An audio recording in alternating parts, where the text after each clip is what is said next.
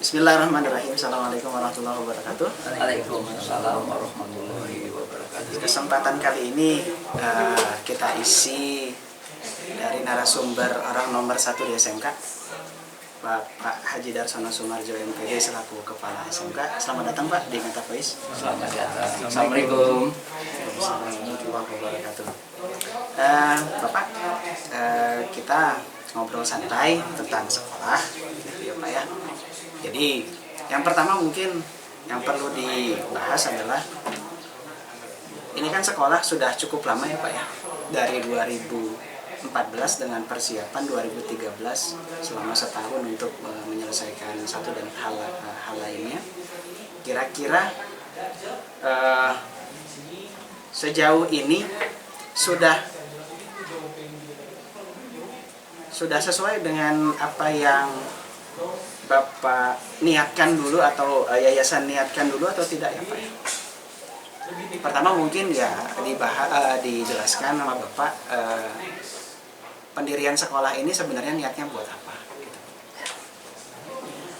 SMK Al-Ma'sum Mardiyah didirikan itu sebetulnya atas permintaan anak-anak. Jadi 2011 saya diminta oleh yayasan untuk mendirikan SMP dulu. SMP Al-Ma'sum ya? Ya, SMP Al-Ma'sum. Sampai 2012 anak sudah mulai mengeluh, Bapak saya mau sekolah kemana lagi, sudah tamat SMP gitu. Ternyata ada kebutuhan di sana. Ya, betul. Maka pada tahun 2014 dengan waktu ada 1 tahun, anak-anak berdatangan, Bapak kalau sudah tamat mau sekolah di mana? Gitu. Ada kekhawatiran. Iya. Pada akhirnya saya ketemu yayasan, khususnya Ibu Lut Afandi. Waktu itu Pak Ume masih sehat ya, dan saya sampaikan kira-kira sekolah apa yang mau dilakukan setelah SMP Al-Ma'sum. Ada waktu 3 bulan 4 bulan saya diminta berpikir mau mendirikan SMA atau SMK. Berpikir sana, berpikir sini, pada akhirnya saya mendirikan SMK. Saya konsultasi dengan Pak Akib selaku kepala bidang SMK. Gimana kalau kita mau mendirikan SMK? Pak Dar ajukan saja. Jurusan apa yang mau dipilih? Nah, kemudian berpikir lagi ya Pak ya, kaji lagi. Kaji lagi itu. Pada awalnya hanya jurusan TPHP zaman itu. APHP, ya. Waktu itu namanya TPHP. Rupanya Pak Akib menyarankan jangan 1 Pak Dar, nanti susah kelanjutannya. Pada akhirnya ada waktu 1 bulan 2 bulan saya berpikir, maka jurusan yang kedua dipilih, multimedia. Dengan pertimbangan bahwasanya anak-anak SMK sudah tamat memang harusnya bekerja. Harus bekerja ya Pak ya. Ya. Sehingga ada arah yang berbeda dengan unit SMA yang sudah lebih dulu ada begitu ya Pak. Betul. Nah, maka dari awal saya sudah mencanangkan kalau begitu SMK yang mau kita dirikan adalah SMK yang betul-betul kualifikasinya mantap. Jadi harus mantap. Ya, betul. Masalahnya tahun 2013 anak-anak sudah mengeluh. Iya. Harus bikin sekolah Pak Dar, gimana caranya? Nah, ditambah ada beberapa orang tua yang menemui saya, Pak Dar, kalau anak saya nggak sekolah, sudah tamat SMP, mau sekolah kemana lagi? Kalau pergi keluar, biayanya besar. Takut dinikahkan juga yang perempuan ya Pak ya. Ya, betul, betul. Yang kedua, biaya harian itu kan cukup besar. Kami ini petani, bahkan petani buruh, bukan petani pemilik. Gitu. pada akhirnya punya tanah gitu ya Pak ya. saya serius menangani SMK itu, dan waktu itu saya mendobel. Saya kepala SMP Al-Masum sekaligus juga kepala SMK. Itu tahun 2013-2014. Pada akhirnya dibukalah SMK dengan jurusan satu dulu, TPHP. Pada tahun kedua baru dibuka APHP. Dan alhamdulillah anak-anaknya serius belajar. Di Paskibra serius, bahkan beberapa kali Paskibranya berperan aktif waktu upacara di Kecamatan Cugenang. Ada Pak Camat, Kapolsek, Koramil terlibat langsung. Gimana kalau SMK Al-Masum betul-betul Paskibranya jalan. Sehingga ada satu kebanggaan ya Pak ya. Betul. Dan itu 2 tahun, 2 tahun. berturut-turut. Padahal anak baru. Pemain Langsung. baru di dunia SMK. Rupanya anak-anak ini juga dibina langsung di Pramuka. Jadi rasanya memang klop banget. Pas pendirian 2014 itu, saya dari awal sudah mencanangkan anak-anak harus akhlaknya baik, harus pintar. Kenapa? Karena nggak cukup akhlak yang baik kalau nggak pintar. Karena pertimbangannya adalah waktu itu Desa Galudra itu desa IDT, daerah tertinggal. Banyak gadis-gadis, ibu-ibu yang bekerja di Arab Saudi. Gimana kalau sekolah Al-Masum itu menyiapkan diri? Sumbernya adalah sumber dari desa Galudra dan Nyalindung, tapi punya aktivitas yang betul-betul bisa menjanjikan orang-orang Galudra dan Nyalindung. Rasanya orang tua di daerah Galudra dan Nyalindung betul-betul memberikan support. Ya, yayasan yang kedua, Pak Dar, kalau bisa tangani sebaik mungkin. Kenapa? Ini betul-betul daerah IDT. Kalau anak-anaknya betul-betul bisa bekerja, saya yakin insya Allah kita akan lebih maju lagi. Nah, rupanya anak-anak SMK gitu juga semangatnya. Tetap harus mencari sesuatu yang lebih dari yang lain. Dan itu dari awal sudah dicanangkan, sehingga sebetulnya dari awal sudah kita tanamkan bahwasanya sekolah itu harus menerapkan 8 standar nasional pendidikan. Kita garap sebaik mungkin, dari mulai kurikulumnya, standar yang lain kita siapkan. Bahkan dari awal sudah kita ciptakan bahwasanya SKL sebagai standar yang pertama betul-betul kita harus tanamkan dari awal. Itu yang jadi yang utama gitu ya. betul. Bukan kurikulumnya yang utama, tapi SKL-nya dulu. Betul. Jadi yang belum tahu SKL itu apa, jadi ada salah satu dari 8 ya. Salah satu dari 8 standar nasional pendidikan itu namanya SKL. Jadi standar kompetensi lulusan. Untuk semacam ya kalau istilahnya sekarang kita samakan dengan visinya. Anak-anak yang lulus dari SMK itu kira-kira mau jadi apa? Terbayangnya mau jadi apa? Seperti apa? Punya kompetensi apa? Nah, sekarang kemudian Pak, tentu saat pendirian banyak kemudian menemukan kendala-kendala ya Pak ya. Tentunya hal ini di mana peran yayasan dalam menyelesaikan dan membantu sekolah untuk menyelesaikan masalah-masalah seperti tadi. Misalnya anak-anak yang sebetulnya umurnya sudah umur sekolah, tapi ternyata sama orang tuanya mau dinikahkan, begitu. Tapi ada juga kemudian dia punya kepintaran, tapi secara ekonomi tidak mampu. Nah ini bagaimana kemudian pada awalnya tentu kita masih terseok-seok sebagai SMK sekolah baru, pemain baru di SMK. Nah ini dari yayasan porsinya di mana, bantuan di mana, kemudian kemudian dari tim di SMK sendiri ini bantuannya seperti apa kerjasama? Ini sebuah pertanyaan yang sangat menarik. Yayasan dari awal sudah menyampaikan bahwasanya kalau masalah bangunan, masalah sarana, Pak Darsono nggak usah mikir. Itu urusan yayasan. Jadi komunikasi yayasan dengan beberapa majelis taklim, lembaga di luar Al-Masum, ditambah waktu itu Pak Ume memang punya jaringan yang luas. Pada akhirnya betul-betul langsung dibikin gedung. Satu gedung pertama Ya, satu gedung pertama. Pada tahun berikutnya dibikin gedung yang kedua. Dan pada akhirnya ada 3 gedung. Sampai hari ini. Sampai hari ini. Khusus untuk SMK.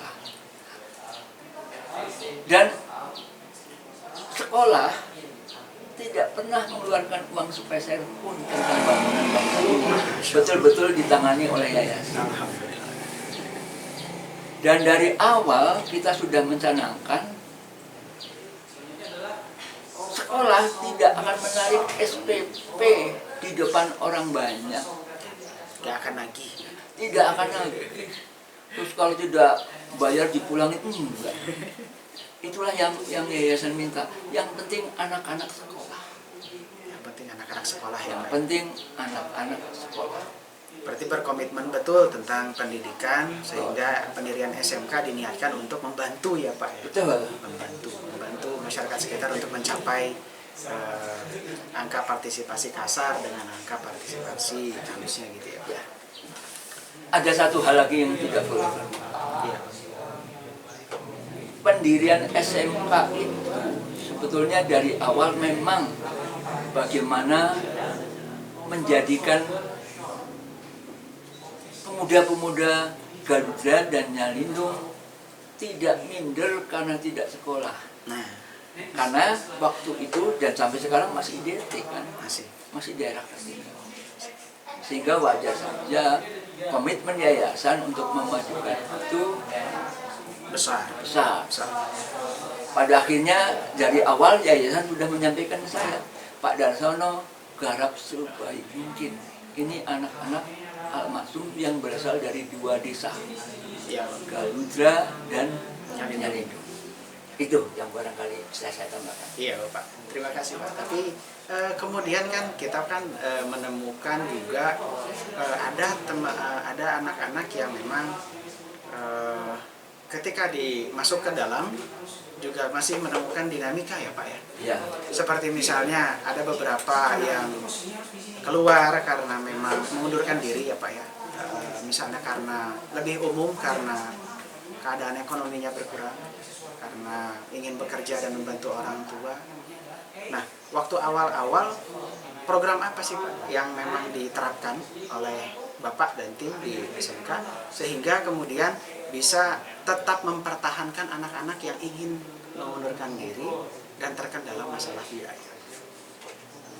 Satu, yang harus digarisbawahi adalah siswa-siswa yang SMK yang berasal dari 2 desa, Galudra dan Nyalindung itu memang dari awal dicanakan oleh kami bahwasanya harus punya inisiatif.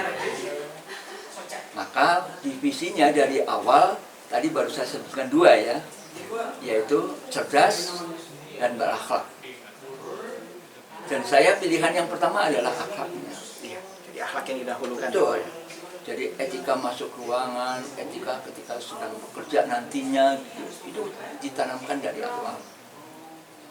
Gitu ya. Yang kedua cerdas, jangan mudah dibohongi. Nah ini yang barangkali agak susah karena kan kejadian di lapangan kan berbeda dengan teori yang kita peroleh. Yang ketiga sehat. Betul-betul dari awal, dari pagi sampai sore nggak ada anak yang merokok. Kalau ada yang ketahuan merokok, panggil orang tuanya. Nah, repotnya orang tuanya kan hobinya merokok juga gitu. Jadi agak susah nih, tapi sedikit demi sedikit bisa dipahami. Dan yang keempatnya, ini yang barangkali betul-betul untuk mengarah ke mandirian, agar anak-anak yang tamat SMK betul-betul mandiri, bisa bekerja, tidak mudah mengeluh, tahan terhadap ibaratnya bantingan. Nah, ini yang barangkali dari awal kita sudah tanamkan hal-hal yang seperti itu. Dan saya terjun langsung. Nah, dengan demikian, maka betapa pentingnya pendidikan itu adalah, yang utama adalah pendidikan karakter. Karakter akhlak yang baik, karakter anak-anak yang cerdas, karakter anak-anak yang sehat, karakter anak-anak yang betul-betul jiwanya adalah jiwa mandiri. Nah, berkaitan dengan mandiri itulah di SMK itu ada program yang dari awal adalah program kewirausahaan. Dan itu yang dari awal memang kita tanamkan. Dan alhamdulillah 2 tahun berturut-turut kita dapat bantuan dari Kemendikbud. Ya, Terakhir yang besar ya, gitu. Ya memang nggak besar banget, tapi minimal ini menantang anak-anak. Lumayan 20 juta. Dan itu membuat kita bisa berkembang dan mencicil sedikit demi kompetensi anak yang lebih mumpuni, ya, Pak ya. Betul. Nah, Bapak, ini tentang kompetensi nih, Pak. Tadi kan kita sudah mau berbicara banyak tentang visi anak-anak gitu ya, Pak ya. Kemudian dengan SKL-nya. SKL ini kan dengan bahasa manajerialnya kan visi ya, Pak ya. Nah, sekarang kompetensi sebetulnya yang diharapkan selain yang diharapkan dari anak-anak selain yang memang tadi disebutkan yang 4 itu sebagai visi besarnya. Untuk APHP sendiri dengan multimedia, Pak, masing-masingnya sebetulnya gambaran seperti apa yang ada di benak seorang kepala sekolah gitu, Pak, yang memang diharapkan nantinya itulah jadi role model, itulah jadi corong utama, tampilan utama sekolah yang akan dirasakan dan dilewati prosesnya oleh anak-anak yang baru nanti. Bagaimana? Gini, program APHP dan program multimedia itu dari awal punya latar belakang pendirian programnya. Sebagai contoh, APHP. Kenapa kita memilih APHP? Masyarakat Garuda dan Nyalindung adalah masyarakat pertanian. Alangkah baiknya kalau SMK yang didirikan juga SMK yang tidak jauh dari dunia pertanian. Maka dipilihlah jurusan APHP. Di mana peranannya?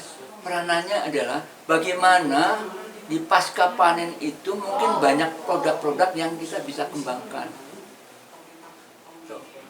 Sebagai contoh, yang sering dulu banyak pesanan adalah program membuat donat ya, Pak. Dengan berbagai macam toppingnya. Ya. Dan ini rupanya menjadi program unggulan waktu itu. Dan sampai sekarang juga masih. Cuman setahun ini kan kena pandemi Covid ya.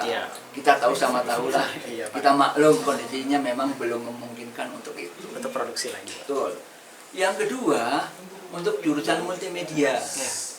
Dari awal kita boleh berasal dari kampung, tapi kita harus punya visi ke depan bahwasanya kita harus punya canggihan dalam mengolah informasi. Pada akhirnya dipilihlah jurusan multimedia. Dan rasanya memang membanggakan. Anak-anak yang tamatan SMK Al-Masum tidak kalah dengan sekolah yang lain. Nah, dalam hal penguasaan teknologi itu. Khususnya teknologi yang berkaitan dengan kemultimediaan, multimedia, ditambah barangkali cara membuat donat dan lain sebagainya tidak kalah. Cuman 1-2 pasti ada kan dalam kurva kita kan pasti ada yang kurang bisa, pasti ada yang lebih bisa. Yang tengah-tengah ini yang biasanya cukup besar. Dan itu harus dipahami oleh kita. Dan dunia pendidikan adalah dunia yang mobilitasnya cukup tinggi. Dinamis sekali ya, Pak. Betul. Nah, itu jadi sekolah memang betul-betul tidak bisa bikin kaya gitu ya, tidak bisa bikin kemudian kita serta-merta jadi pintar, tidak. Pintar itu adalah proses. Ketika bicara tentang IQ, ya mungkin setiap orang berbeda-beda. Nah Pak, sekarang nih Pak, SMK ini kan sudah dari 2014 ya Pak ya, sudah kurang lebih 7 tahun lamanya berdiri. Orang aja 7 menit berdiri aja capek juga Pak. Nah sekarang sekolah yang sudah 7 tahun ini Pak, masih ada apa lagi sih Pak menurut Bapak gitu sebagai kepala sekolah yang harus dikembangkan lagi, yang memang belum terlihat ada di SMK? Ada satu hal yang sangat penting yang harus dipahami. SMK Al-Maksum Madiyah minimal harus mempunyai lab komputernya untuk jurusan Multimedianya. Yang kedua, harus punya RPK, ruang praktek khusus untuk jurusan PHP. Dan alhamdulillah sampai hari ini minimal terpenuhi. Apalagi ada penambahan alat-alat baru yang rencananya akan diberikan. Ya, untuk PHP ya Pak. Betul. Yang untuk multimedia tetap ada upaya penambahan komputer. Ya. Karena komputer yang ada di lab barangkali belum memadai kalau ukurannya adalah sekolah-sekolah besar. Tapi saya yakin ke depan akan kita penuhi. Yang kedua, berkaitan dengan apa sih yang bisa dilakukan oleh SMK. Nah ini, ke arah kemandirian, ke arah kreativitas dari sekarang, khususnya pada tahun sekarang, itu betul-betul sedang ditanamkan. Sebagai contoh, business center sudah kita benahi. Sekarang ada khusus yang menangani meta planting. Ini sudah bekerja dengan beberapa lembaga di luar. Anak-anaknya sudah mulai magang, bahkan ada yang di join. Jadi yang di join. Begitu juga untuk yang jurusan APHP, kita siapkan ruangan khusus untuk mendisplay hasil-hasil program-programnya. Kalau untuk multimedia namanya meta planting, yang APHP kuliner, dan ini kita sudah siapkan ruangannya sebagai ruang business center. Ada tambahan khusus untuk lab komputer. Ya acara kita hari ini, ya itu kan kita masuk pada studio podcast. Kita siapkan sebaik mungkin. Barangkali itu yang sekarang kita sedang siapkan.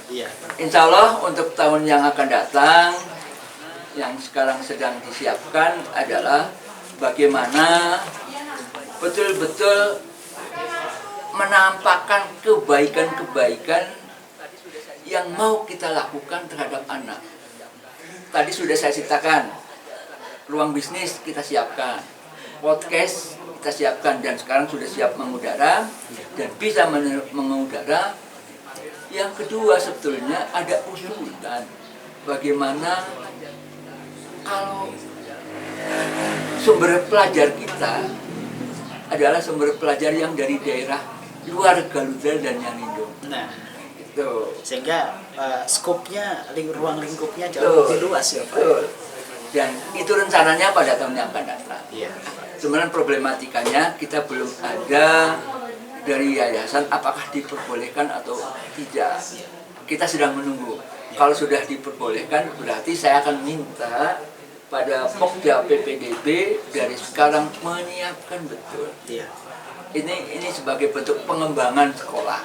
Sehingga makin ramai nanti ya Pak ya, kalau begitu ya Pak ya, sekolah makin ramai. Bapak, ini Pak, kalau tadi kan kita sudah bicara tentang bagaimana kemudian sekolah berdiri ya Pak ya, dengan lika-liku mencari jurusan, kemudian lika-liku menghadapi anak-anak dengan semua perilakunya, baiknya, kurangnya, begitu ya Pak ya. kemudian program-program yang akan kita canangkan ke depan seperti apa. Nah, terakhir Pak, Bapak kan sudah dari awal cukup lama ya Pak ya? Kurang lebih berapa tahun Pak? Di sini 19 tahun. 19 tahun. Dan sudah membidani 3 unit, pendirian 3 unit yang ada di 3 unit sekolah di yayasan ini Pak. Dari mulai SMA Terpadu, jadi kepala sekolah pertama, kemudian ke SMP Al-Masum, sekarang ke SMK Al-Masum. Apa sih Pak sebetulnya kunci keberhasilan dan kestabilan unit-unit sekolah yang Bapak dirikan menurut Bapak? Pendidikan itu sebuah proses yang tidak bisa diulang. Jadi kayak kaset, Bisa diputar balik ya? bisa putar balik. Bisa di rewind begitu ya? Jadi tahun 2003, Pak Ume M. Jafar Siddiq almarhum menemui saya. Pak Dar, bisa nggak ngurusin sekolah Bapak? Jangan ngurusin sekolah lain. Ini sekolah Bapak gitu. Pada tahun 2003, pada akhirnya saya diborong ke Al-Masum. Tadinya saya tinggal di Bogor. Saya diboyong oleh Pak Ume. Udah satu keluarga, di sini aja. Nah, kebetulan istri saya kan guru seni musik. Iya. Ya, pada akhirnya dari awal kita diberi kebebasan untuk mewujudkan bahwasannya SMA itu adalah harus SMA yang punya pilihan. Maka saya dari awal sudah mencanangkan bahwasanya salah satu kunci keberhasilan sekolah adalah kedisiplinan. Kedisiplinan. Betul. Kan sekolah baru, Iya. harus disiplin gitu. Nah, tidak boleh guru terlambat datang, siswa terlambat datang. Kita mulai dari situ, kedisiplinan. Yang kedua, kepatuhan terhadap kewajiban belajarnya sebagai siswa yang tinggal di pesantren. Karena waktu itu kan sekolahnya bentuknya boarding, Iya, Bapak. sehingga namanya SMA Al-Masum Muhammadiyah ditambahin T, namanya SMA Al-Masum Terpadu. Terpadunya di sini adalah memadukan kurikulum pesantren dan kurikulum dinas. Tidak ada yang dipotong, semuanya sama rata. Sehingga wajar saja anaknya terus belajar. Di tahun pertama pendirian SMA. Selanjutnya ada yang mundur-mundur juga. Ini kan belajar di pesantren kan biasanya ada petunjuk Allah. Iya, betul. Jadi Digerakkan kayak oleh Allah betul. gitu ya, Pak. Jadi memang harus ada sentuhan dari Allah, ditambah dorongan dari orang tua. Nah, pada akhirnya stabil. Dilanjutkan menjelang pada tahun 2010, anak-anak sudah mulai pada mengeluh sebetulnya. Padahal kira-kira kalau anak sini masuk pesantren biayanya kan cukup besar, gimana? Pada akhirnya yayasan meminta kepada saya, gimana kalau kita dirikan SMP? Maka 2011 kita diminta mendirikan SMP. Sampailah pada 2014 berdirilah SMK khusus Garuda dan Nyarindo. Jadi dari awal memang masalah disiplin menjadi sangat penting. Kita tanamkan disiplin dalam hal apa? Akhlak kebaikan. Disiplin dalam meraih kecerdasan. Sehingga waktu itu saya sering teringat dengan kata-kata Imam Syafi'i. Ayo kita jangan lelah belajar. Kita harus meraih keberhasilan dalam belajar. Kenapa? Lelah mencari ilmu awalnya, tapi akhirnya baik juga untuk kita semuanya. Ini yang barangkali menguatkan hati saya. Bagaimana caranya bentuk sekolah yang tadinya sekolah berbasis pesantren menjadi sekolah yang sekarang menjadi sekolah umum. Tetap saya harus menjaga kedisiplinan. Yang selalu dimulai dari kedisiplinan. Iya, betul. Yang kedua, perstandar jelas. Gitu. Sehingga waktu saya di SMA sudah ada yang namanya program 4 tahun ke depan. Di samping ada program 1 tahun sedang berjalan. Di SMP juga begitu. Sampailah di SMK tetap sama. Harus ada program 4 tahun mendatang. Namanya program jangka panjang. Apa yang harus dipenuhi di sekolah itu? Saya sering menyampaikan, waktu saya di SMK ini, saya sering menyampaikan ke yayasan. Kita harus memiliki sekolah yang punya standar minimal. Jangan dibandingkan dengan sekolah yang wah. Kita yang biasa-biasa aja, tapi tetap dengan mendorong gurunya. Sebagaimana yang tadi saya sampaikan dengan mengutip Pak Imam Syafi'i, kita tidak boleh lelah membina anak untuk meraih kecerdasan. Yang pertama adalah kecerdasan spiritual. Yang kedua adalah kecerdasan otak kita rasional.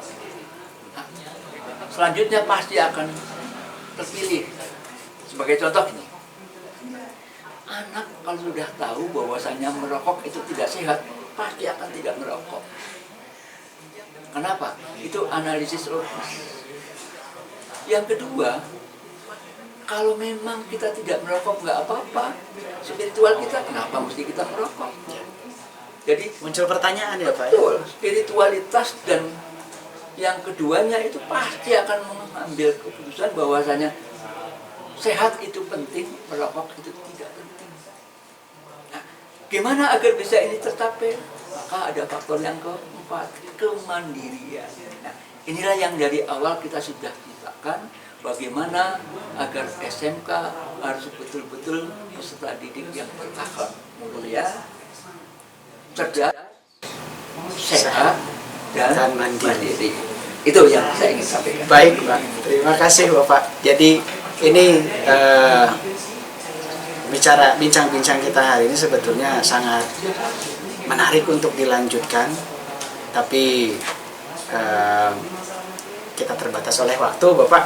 Jadi pembahasan yang tadi ini sebagai pembelajaran buat semua juga, bahwa ini bukan tanpa proses mendirikan sekolah, bukan tanpa perjuangan, bukan tanpa kerja keras, karena yang terpenting adalah akhlak yang mulia, cerdas, sehat, kemudian jadi mandiri. Terima kasih banyak Bapak sudah bersedia mengisi di Meta Voice, di Dare to Talk. Siapa saja bisa bicara di sini tanpa perlu takut dibayang-bayangi oleh kesalahan-kesalahan atau kemarahan-kemarahan dari orang-orang lainnya. Kita terbuka di sini, tidak ada yang ditutup-tutupi, tidak ada niat untuk menyindir siapapun. Semoga apa yang kita bahas hari ini menjadikan pengingat buat kita bahwa kita masih orang-orang yang perlu terus berproses, perlu terus menunjukkan dan mengusahakan 4 visi SMK yang disebutkan tadi. Terima kasih Bapak, semoga semuanya sehat dan corona cepat hilang. Assalamualaikum warahmatullahi wabarakatuh. Waalaikumsalam.